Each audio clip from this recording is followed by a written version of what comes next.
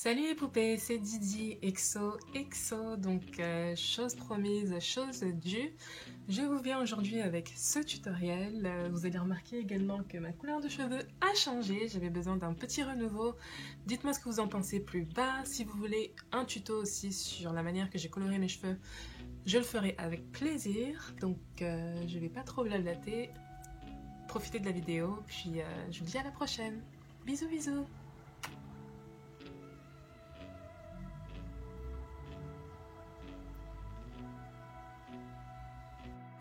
Donc j'ai voulu tester le primer pour les pores de Benefits qui s'appelle The Professional. J'ai pas spécialement vu de différence au niveau de l'apparence de mes pores, mais tentez-le. Et ensuite mon gros coup de cœur, c'est BK Evermatte Shine Proof, fond de teint psychopathe de malade. Pour toutes celles qui ont des problèmes de peau grasse et qui évitent les fonds de teint à cause de ça, je vous le recommande parce que c'est juste malade. Votre peau va rester mate toute la journée mais sans souci. C'est malade. Donc ensuite, j'utilise mon stick Highlight et Contour de Sephora. Il sert également de cache-cerne en même temps. Donc j'aime particulièrement cette option parce qu'il est pas très cher, mais il permet donc de highlighter et de faire le contouring du visage. Donc comme d'habitude, j'illumine les zones de lumière en dessous des yeux. Je vais faire mon nez après avoir fait mon menton et mon front. C'est une très bonne option si vous voulez un kit de highlight et de contour 2 en 1, pas trop cher.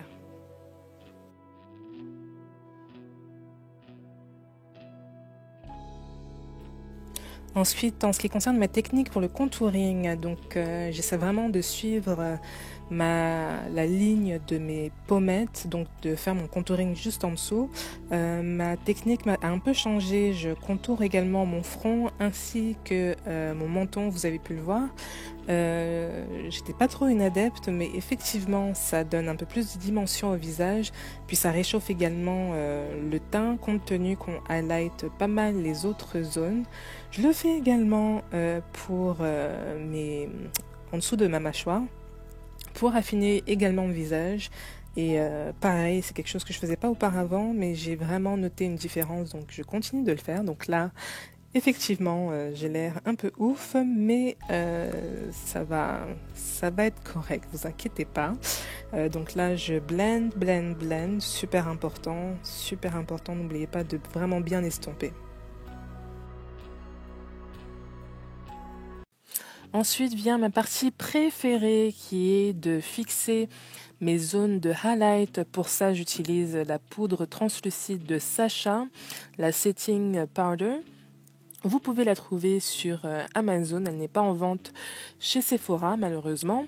Je l'aime particulièrement parce qu'elle ne laisse pas un film blanc lorsqu'on l'estompe. Donc la seule et unique fonction de cette poudre, c'est vraiment de faire en sorte que le make-up dure toute la journée. Je l'applique particulièrement sur mes zones à problème, donc en dessous des yeux. Souvent, on peut avoir de l'accumulation de fond de teint et sur les plis, dans les plis, ça fait vraiment pas très joli. Donc j'aime bien fixer cette partie en premier. Et je m'assure également de laisser la poudre reposer pendant 5 à 10 minutes, le temps de faire les autres zones de mon visage. C'est vraiment une des astuces que je peux vous donner pour vraiment avoir un make-up qui dure toute la journée. Donc.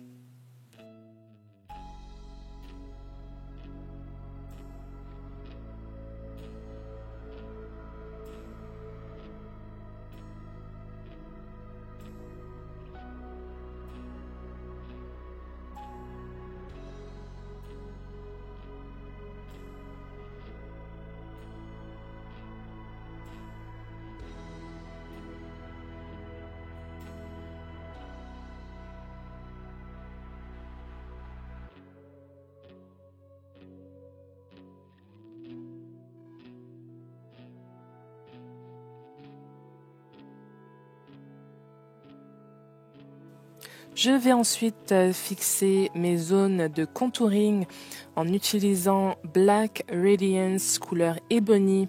Ça m'a tellement pris de temps pour trouver une poudre pour le contouring parce qu'il faut trouver une poudre qui soit encore plus foncée que votre fond de teint déjà à la base.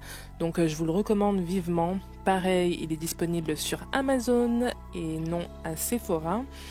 Par contre, ce qui est bien quand c'est disponible sur Amazon, c'est que évidemment les prix sont beaucoup moins élevés. Donc tout comme je l'ai fait pour la poudre Sacha, je l'applique sur toutes les zones où j'ai appliqué mon stick de contouring.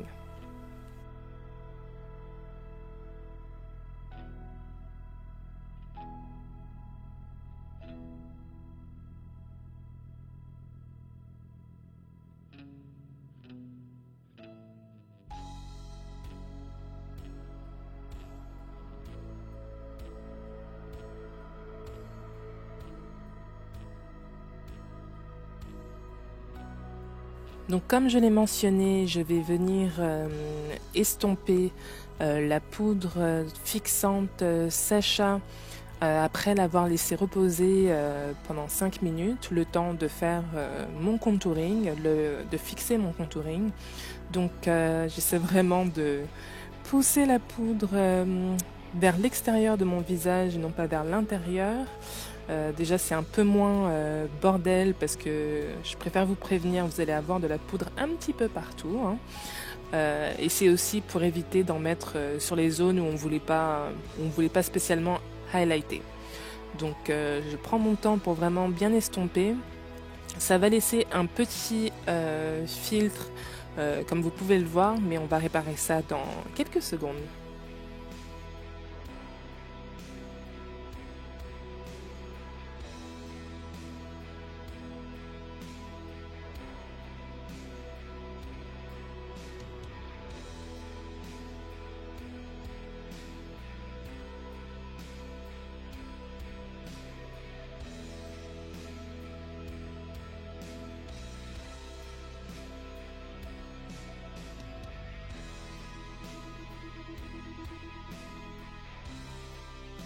Donc vient maintenant le temps de unifier tout, tout le visage avec la poudre de Becca couleur Mink. C'est la même couleur que le fond de teint liquide. Donc évidemment, je ne suggère pas de terminer l'étape au setting avec Sacha et Black Radiance. C'est vraiment une étape pour permettre au make-up de durer toute la journée. Il faut vraiment repasser avec une poudre pour venir unifier tout le teint. Et ça va venir adoucir toutes les lignes de démarcation. Donc quand j'utilise cette poudre, j'hésite surtout pas à repasser sur les zones de contouring, puis à vraiment unifier et estomper toutes les lignes qui peuvent apparaître. Et vu que le contouring en tant que tel est très prononcé et que le highlight est très prononcé également, ça va pas venir effacer quoi que ce soit, ça va juste venir adoucir et rendre le tout beaucoup plus soft.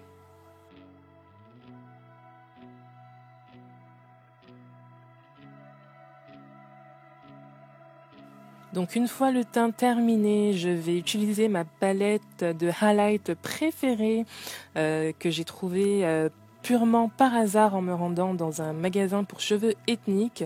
Ils ont toujours une petite section vite fait, make-up, lipstick, etc.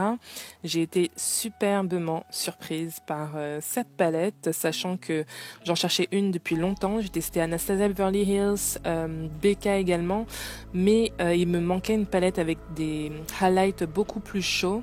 Et c'est vraiment ce que cette palette m'offre et elle m'a coûté seulement 4,99 $, mais je pourrais pas vous dire où vous la procurer parce que c'était un pur hasard.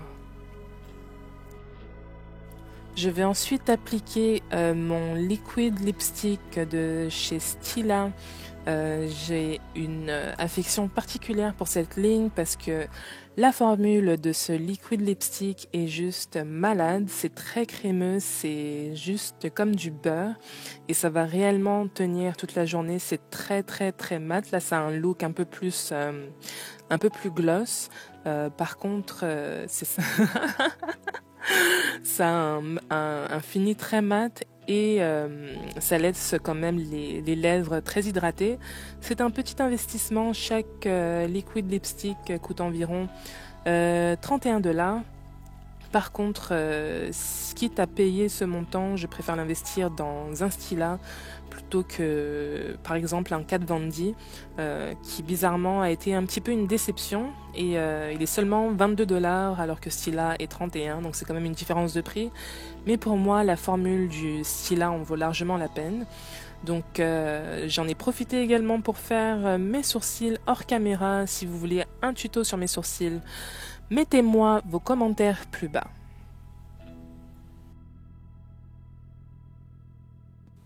Et donc voici le résultat final. Donc j'adore cette technique, elle est vraiment un peu plus avancée que les autres tutos que j'ai pu faire auparavant. Par contre, le résultat pour moi est juste bluffant. C'est également d'avoir l'assurance que ça dure pendant toute la journée. Donc j'espère que ça vous a été utile encore une fois. N'oubliez pas de commenter et de liker pour me laisser savoir que ça vous a plu. Et n'hésitez pas donc à me rejoindre sur les réseaux sociaux Instagram et Snapchat, où vous pouvez me donner vos idées de tutos et me poser des questions auxquelles je n'aurais pas répondu dans cette vidéo. Je vous fais de gros bisous, exo exo.